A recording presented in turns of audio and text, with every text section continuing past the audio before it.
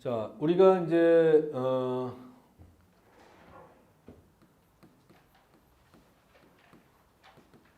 취업을 하려면 이제 여러 가지 종류가 있는데요. 취업을 하기 위해서 일단 취업을 하든 창업을 하든 공통점이 하나 있습니다. 공통점은 자신감을 일단 가져야 됩니다. 여러분들은 어려운 시험을 통과한 국가고시를 통과한 자신감을 갖고 계시죠?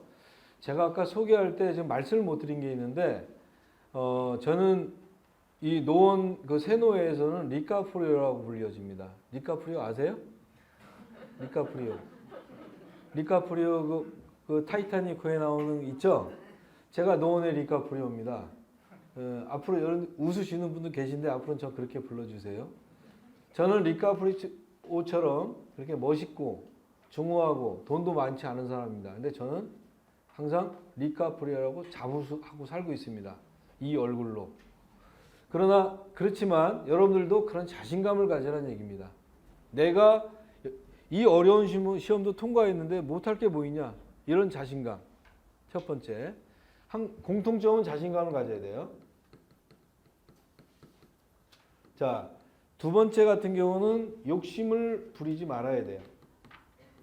취업과 창업의 공통점입니다.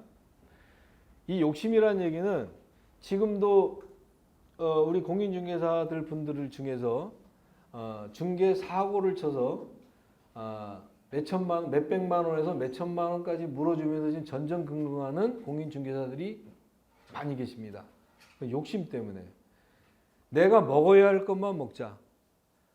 포도씨만 먹자. 수박씨 먹지 말고. 포도를 먹었을 때 내가 일이 잘못됐어. 여기서 잉태를 할 경우가 배출을 할 경우가 있으면 포도는 뿅 하고 나오겠지만 수박씨를 먹었어. 수박은 어떻게 나와? 안 나오겠죠. 그러니까 내가 먹을 수 있는 씨만 먹자. 욕심 부리지 말자. 자, 세 번째는 여러분들의 멘토. 지금은 여러분들이 지금 아무것도 모르는 초짜입니다. 시험만 합격했을 뿐이지. 그러니까 지금부터 향후 한 6개월, 1년간은 여러분들을 지도할 수 있는, 여러분들이 뭔가 궁금증이 있으면 쪼르르 쫓아가거나 전화를 해서 가르칠 수 있는 멘토를 하나 구하시기 바랍니다. 그래서 그분들을 써먹고 버리면 돼. 에? 자, 그러니까 여러분들이 멘토가 6개월에서 1년간은 꼭 필요합니다. 뭐 할 수 있는 방법이 없기 때문에 그분들한테 사항을 여쭤보는 수밖에 없습니다. 저는 이제 앞으로 이제 실무교육 끝나면은 저는 여러분들한테 1년 동안 딱 굉장히 시달립니다. 시도 때도 없이 전화 옵니다.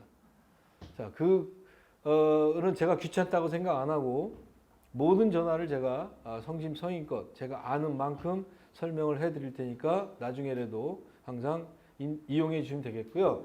여러분들 주변에 멘토를 하나 구해서 여러분들이 의지할 수 있는 분을 단기간에 만드시기 바랍니다. 자, 네 번째.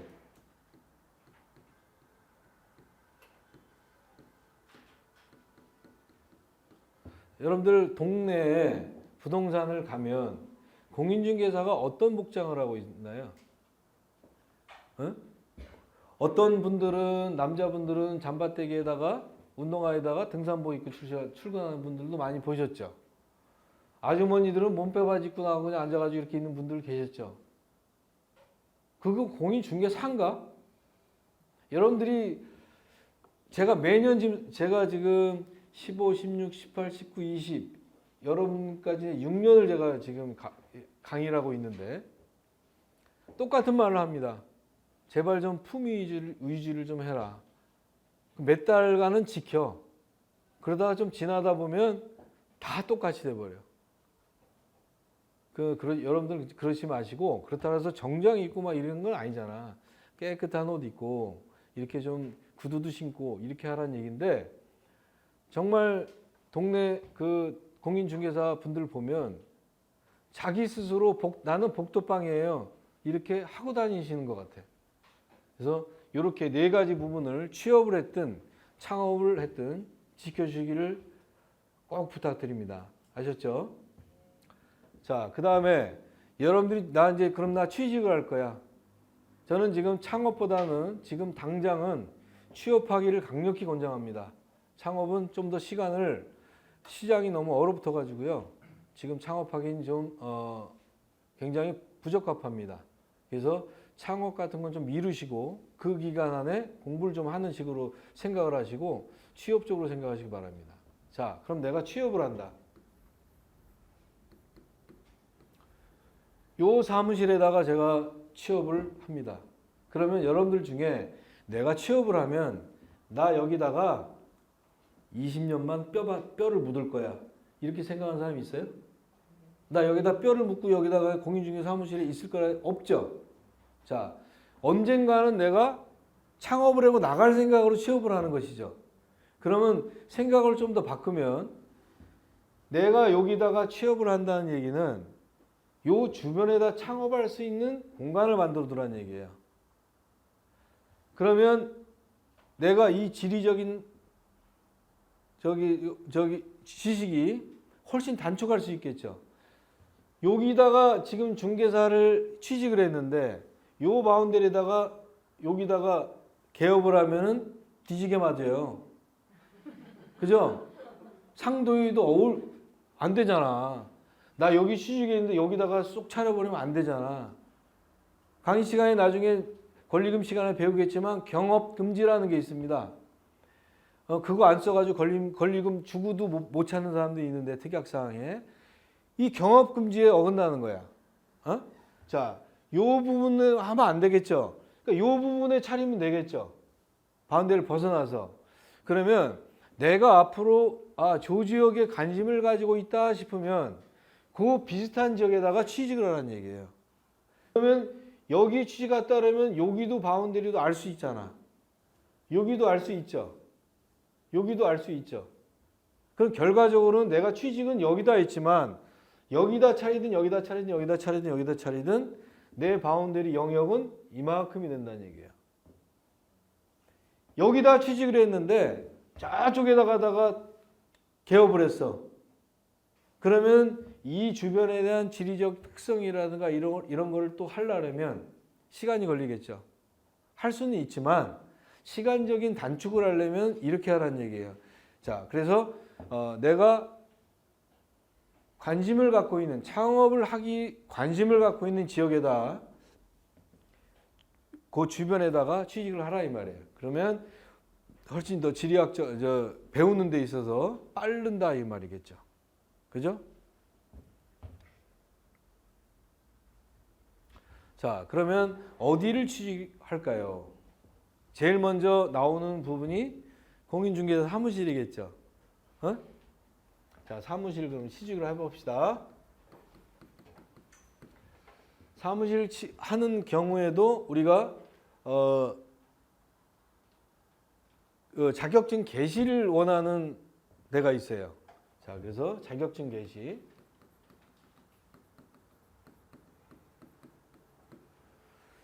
자격증 개시를 원하는 사무실 같은 경우에는 주인이 자격증이 있다는 얘기일까 없다는 얘기일까?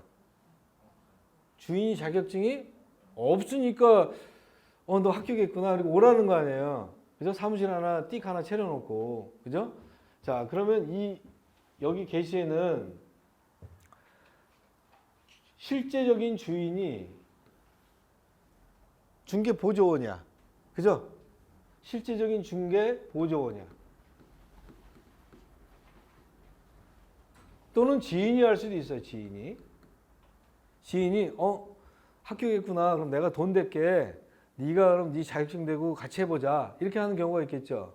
자, 그래서 자격증을 걸고 이렇게 하는 경우가 있습니다. 그러면 실제적인 주인은 중개보조원이 될 수도 있고 이 사람이 될 수도 있다는 얘기예요. 그러면 자, 특징은 뭐가 있겠습니까? 일단 여러분들이 제일 중요시하게 여기는 보수 문제를 얘기해야 되겠네. 그죠? 자, 이 보수 정도 같은 경우에는 여러분들이 지금 한 6개월 정도까지는 보수 이런 거 생각하지 마십시오. 내가 여기다가 아까 취직해가지고 뼈를 묻을 거 아니잖아. 그죠? 뼈 묻을 거 아니라면 돈 생각하지 마세요. 나 일 잘 가르쳐 주는 데가 최고.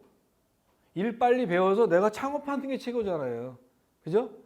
돈 해봐야 그거 뭐 받아봐야 1, 20만 원 차이밖에 안 나. 많이 준다 해봐야. 그러니까 그거 생각하지 마시고 공통적으로. 자, 그래서 보통은 자격증을 개시한다면 월 한 120만 원을 줍니다. 자격증 개시입니다. 요거는. 거기다가 플러스 알파 이렇게 됩니다. 120만 원의 알파라는 얘기는 알파가 좀 중요하죠. 알파가 인센티브를 준다는 얘기니까. 그렇죠? 자, 이렇게 되는 경우가 대부분입니다. 그래서 이 알파가 플러스 뭐 10%가 된다든가 나중에 싹이 보이네? 그러면 20%가 된다든가 이런 식으로 조정을 할 수가 있습니다. 어느 정도 시간이 지나면 잘하시는 분들도 계시고 못하시는 분들도 계시잖아요. 그죠? 자, 그래서 이 알파가 중요하지만 일단 자격증 개시를 했을 경우에 보통은 120 플러스 알파로 시작한다는 것. 자, 그럼 여기는 특징이 뭐가 있느냐? 대표가 누굽니까? 저죠. 제가 걸었잖아. 그죠? 제가 걸었다는 얘기는 등록 누가 해야 돼? 내가 해야 되죠. 계약서 누가 써야 돼? 그 다음에 확인설명 누가 써야 돼? 주택 취급 자등 조달 계획서 누가 신고해야 돼? 내가. 실거래 신고 누가 해야 돼? 내가. 사고 터졌어 누가 해야 돼? 내가. 그죠? 부담감이 많아지죠? 자격증을 개시했다는 것은 그 사무실의 실제 주인은 중개보조원이지만 외부적으로는 내가 책임져야 된다는 얘기예요. 모든 걸 내 손에서 해결해야 되잖아. 도장 하나, 인장 하나를 내 도장으로 다 찍어야 되니까. 그렇죠? 정신적인 좀 압박이 좀 가해지겠죠. 자, 그러면 특징은 내 책임이 무조건 다 나한테 전가가 되는 거예요. 그죠? 대신에 또 장점이 있죠. 업무를 굉장히 빨리 습득할 수 있다는 거. 내 손을 거쳐야 되겠죠? 내 손을 거치지 않는 계약서 공적 장부는 없죠. 내가 책임져야 되니까. 그죠? 그러니까 좀 이따 나오는 소속 공인중개사, 소공보다는 이걸 이제 개공이라고 얘기합니다. 내가 대표로 자격증을 개시한 대표로 있는 한은 내 손을 다 거쳐야 되기 때문에 일 습득력은 어떻게 됐습니까? 굉장히 높다는 얘기죠. 그렇죠? 책임이 굉장히 나한테 주어진 반면에 일을 습득하는 것은 높다는 얘기가 되겠죠. 그렇게 되겠죠. 자, 그리고 이런 경우 같은 경우에는 내가 개공이 되어 있다 그래가지고 대표가 되어 있다 그래서 단점은 권리주장할 수 있을까요? 권리주장 못하죠. 영업권이라는 걸 권리주장 못하죠. 나중에 내가 너무너무 잘해서 이게 사무실이 이만큼 됐어. 그럼 권리금이라는 것은 바닥권리, 시설권리, 영업권리를 합쳐서 우리가 권리금이라는 말을 퉁쳐서 하는 건데 그 영업권리금 날 줘. 이렇게 권리주장할 수 없다는 거. 그리고 두 번째 같은 경우에는 내가 뭔 일을 추진을 할 때 내 의지 반영률이 낮아진다는 것. 실제 주인이 아니니까. 그죠? 자, 그런 단점이 있습니다. 그 지인이 같은 경우 할 경우에는 보통 이제 5대5 정도로 이렇게 진행을 합니다. 그러니까 모든 경비 빼고 5대5로 하자. 너는 돈 대, 나는 공인중개사 자격증 댈게. 이런 식으로 진행을 하는 겁니다. 근데 이렇게 지인이랑 하는 분들은 주변한테 안 알립니다. 자기가 하는 걸로 그냥 해. 지인이 누가 돈 대줬다는 얘기 안 하고 보통은 그냥 본인이 자격증 걸어야 되니까 본인이 하는 걸로 이렇게 얘기하는 경우가 있습니다. 자, 그래서 얘 같은 경우는 자격증 개시 개공을 말하는 거고 지금. 그렇죠? 자, 그 다음에 소공으로 한번 넘어가 봅시다.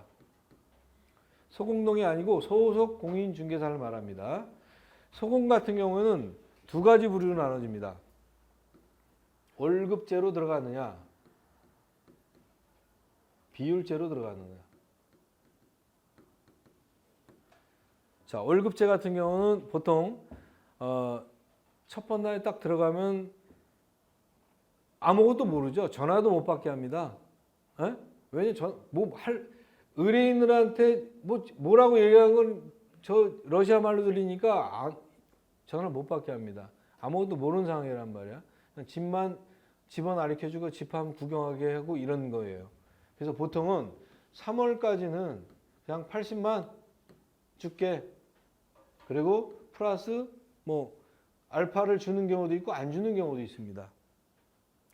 자, 미안한 얘기지만 왜 3월간은 수습기간으로 해갖고 80만 원을 주느냐? 이분들은 소모품입니다. 솔직하게 말씀드리는 겁니다. 자, 아까 뼈를 안 묻는다 그랬죠? 뼈를 안 묻잖아. 그럼 이 사람들 생각은 뭐가 있냐면 여기 근무하면서 빨리 일을 배워가지고 나갈 사람들이야. 그렇죠? 대부분 또 그렇게 하고 좀 배우다가 없어져. 그러면 여기서 월급을 많이 줄 이유가 있을까요? 두고 보겠죠. 그죠? 그러니까 두고 보는 수습기간이 보통 3월을 줍니다. 그래서 기본은 줘야 되니까 80만 원 준다. 그동안 네가 하다가 나가든지 말든지 하라 이거야. 싹을 보겠다 이거예요. 그리고 3개월, 6개월 버틴 사람들이 많이 없어요, 사실. 그래서 주인들도 그걸 알기 때문에 두고 보자. 소모품이 될는지 아니면 대모품이 될는지. 그래서 이제 6월 정도 딱 흘러가면 여기 좀 올라가죠. 100만 정도로 올라갑니다. 그죠? 자, 그 다음에 한 1년 정도가 지나면은 그러면 100만 원에 플러스 10%가 됐든 알파 20%가 됐든 여기서 이제 그 제한을 합니다. 그럼 이 부분이 얘를 앞질릴 수가 있어요. 이 알파라는 부분이 장사 좀 되는 데는 얘는 별거지만 얘가 좀 인센티브가 세질 수가 있단 말이에요. 그런데 나중에 여러분들이 6개월이나 1년 지나서 좀 장사가 될 만하다.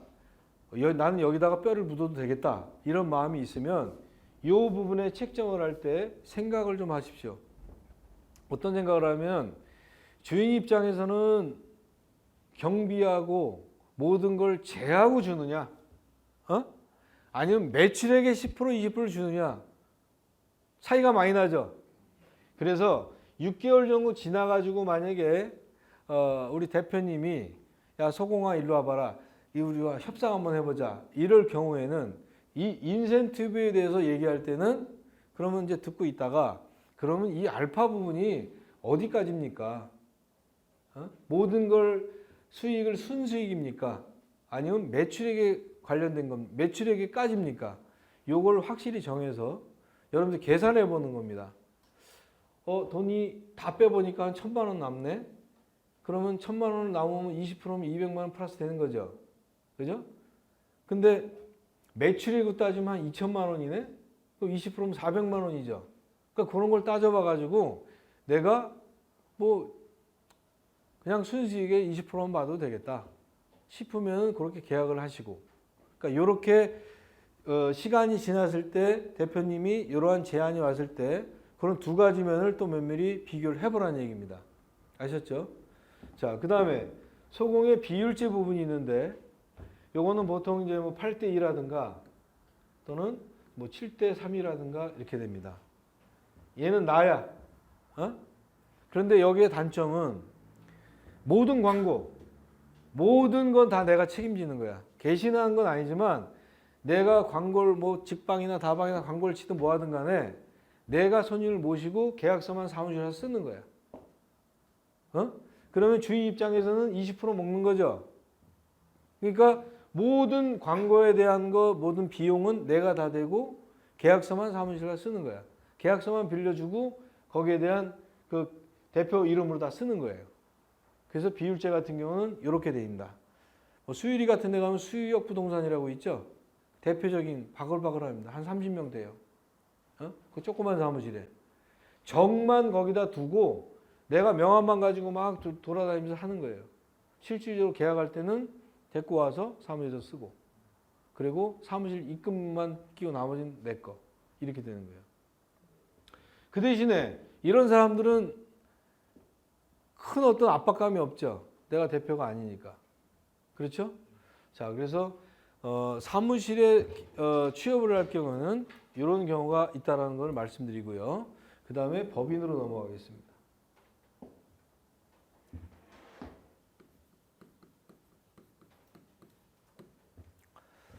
법인은 사람이 아니죠. 그냥 법인이죠. 자, 법인 중개사무소를 중개사를 회사를 차렸습니다.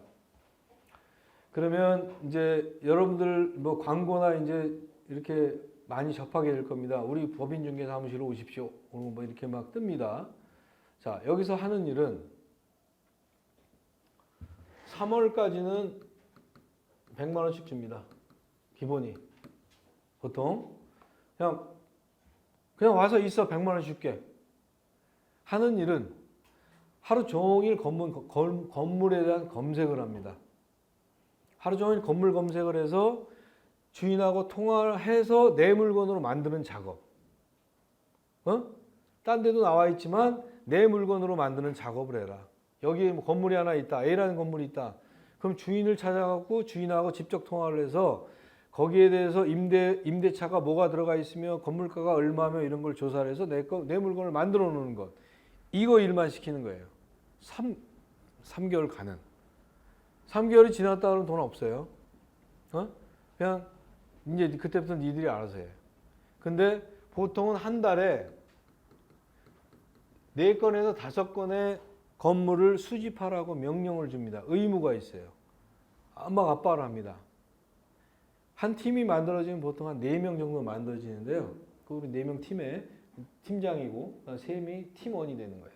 그리고 1명 조금 오래된 사람이 팀장을 하고 나머지가 팀원이 돼서 하루 종일 그것만 찾는 거야. 그래서 한 달에 3-4건 정도가 안 됐을 경우에는 압박을 줍니다.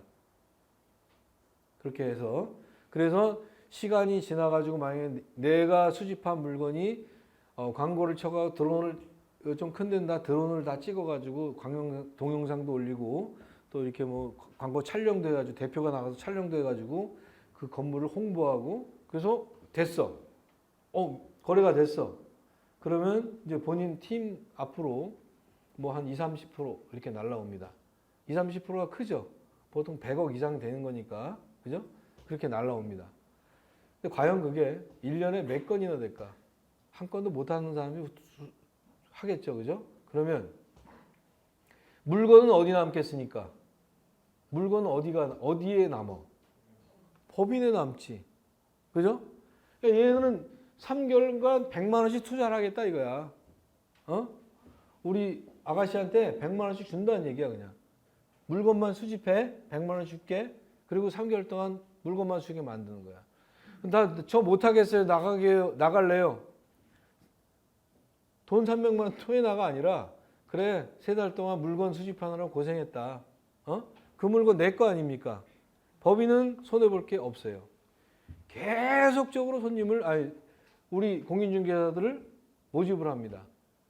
역시 소모품화가 거의 99.9%가 소모품화가 됩니다.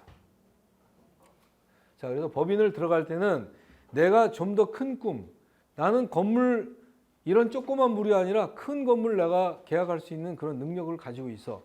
이렇게 큰 꿈을 가지신 분들은 법인을 이용해서 아주 크게 하실 수 있는 분들은 들어가셔도 상관없습니다. 2년, 3년 지나면 거의 사기꾼화가 됩니다. 이 자체가 어마무지한 사기꾼화가 됩니다. 법인을 제가 아래로 늘린다는 게 아니라 정말 큰 꿈을 가지고 계신 분은 법인으로 가세요. 그러나 잘못 배워버리면 우리가 법대 잘못 나오면 뭐가 됩니까? 사기꾼이 되죠. 그런 화가 됩니다. 왜? 손님을 꼬시고 좀 이따 나오는 분양사무실 취직도 마찬가지인데 손님을 정상적으로 꼬시는 게 아니에요. 그래서 이런 법인을 할 때는 어떤 법인인가를 잘 살펴보시고 들어가시는 게 중요하다는 얘기입니다. 어찌됐든 내 물건은 이쪽으로 다 뺏긴다는 거. 자, 그 다음에 분양 쪽으로 가볼까요? 그죠? 분양.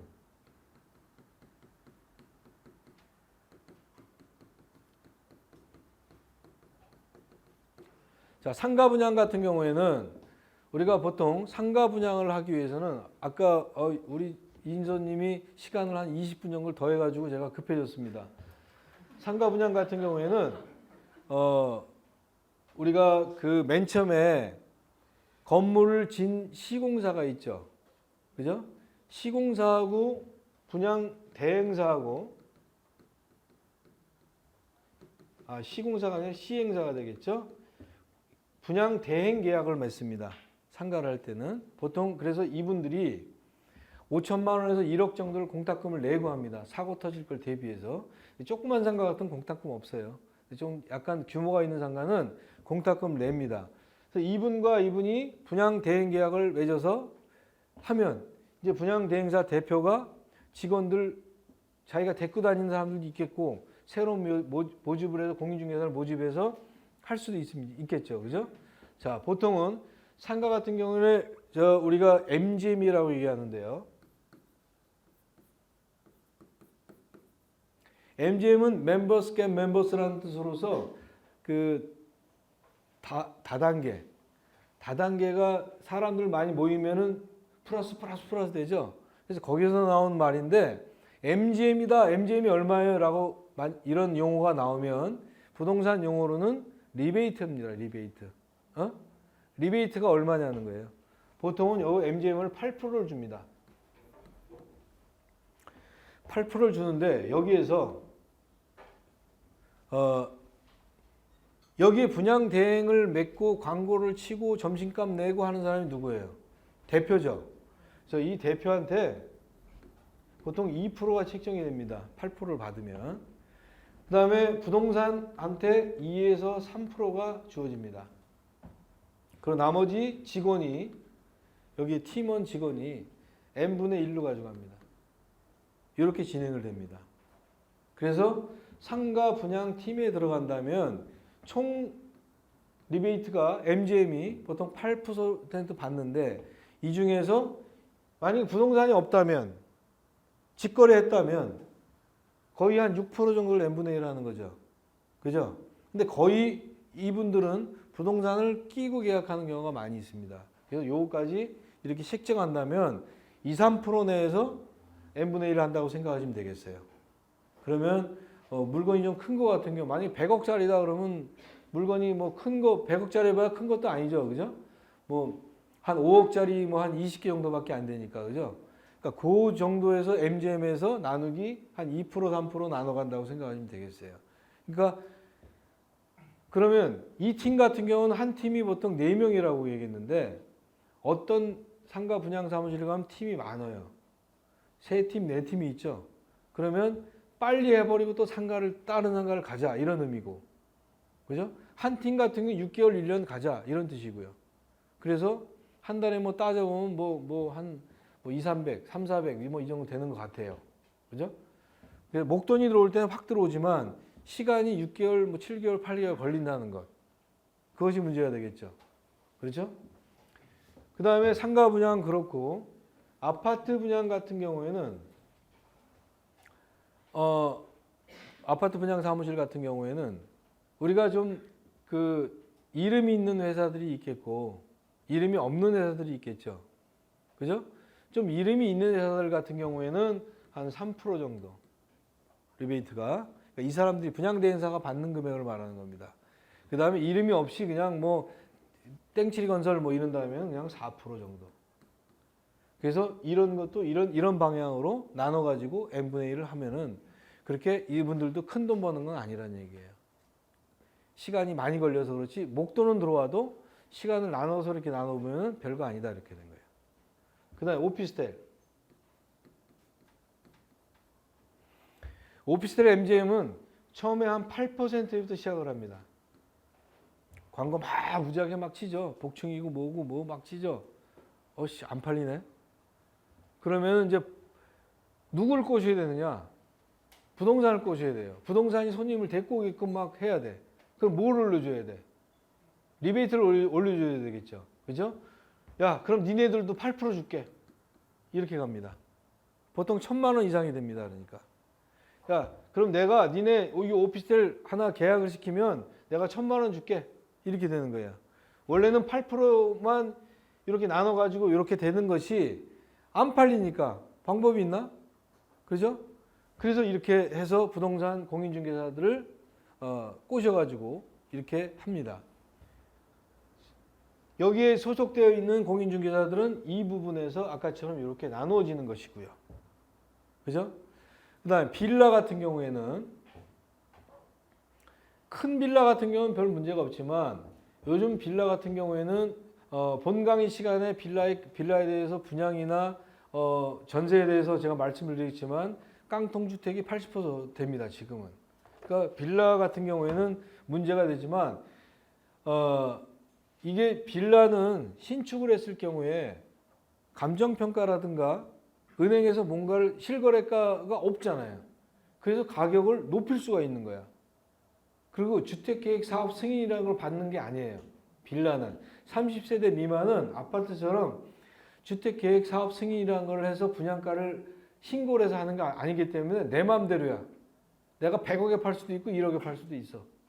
그래서 이게 정해진 금액이 없다 보니까 그냥 막 붙이고 빌라 분양 업자들이 또 있어요. 걔네들이 붙어가지고 5천만 원, 6천만 원 먹으면서 너 주인한테는 너 3억만 줄게. 됐지? 오케이. 난 3억만 봐도 되니까. 그럼 본인이 3억 5천, 3억 6천에 분양을 시키는 거예요. 또 전세자를 막 구하는 거야. 3억 5천 전세자를 구해버리는 거야. 그러니까 바지사장 내세워가지고 싹 물갈이 쳐서 끝. 그럼 나중에 이건 뭐가 돼? 깡통. 이렇게 되는 겁니다. 보통 그래서 빌라는 그런 사람들 제외하고는 보통 이제 실장들이 안에 계시죠. 그죠? 실장분들은 건축주하고 좀 친분이 있다든가 이렇게 하시는 분들 어른 같은 경우는 그냥 한 채당 한 300만 원 줄게 팔아봐. 10채다 그러면은 3천만 원 남는 거죠. 그죠? 그 기간이 얼마나 될지 모르지만 6개월이 걸리든 1년이 걸리든 간에 하여튼 한 채당 300만 원 줄게. 이렇게 되는 거고요. 자, 그래서 지금 취직할 수 있는 게 부동산 공인중개사 사무실에 개공으로 하느냐, 소공으로 하느냐, 그 소공도 월급제로 가느냐, 비율제로 가느냐, 그리고 법인에 취직할 수 있는 것, 그 다음에 분양사무실에 우리 상가 분양사무실이냐, 아파트 분양사무실이냐, 또 오피스텔 분양사무실이냐, 빌라 분양사무실이냐 이렇게 다 틀린 점이 있지만 그 리베이트 관계에서 이렇게 퍼센테이지로 나눠가지고 나누다 보면 결과적으로는 한 뭐 2, 300, 3, 400 이렇게 된다.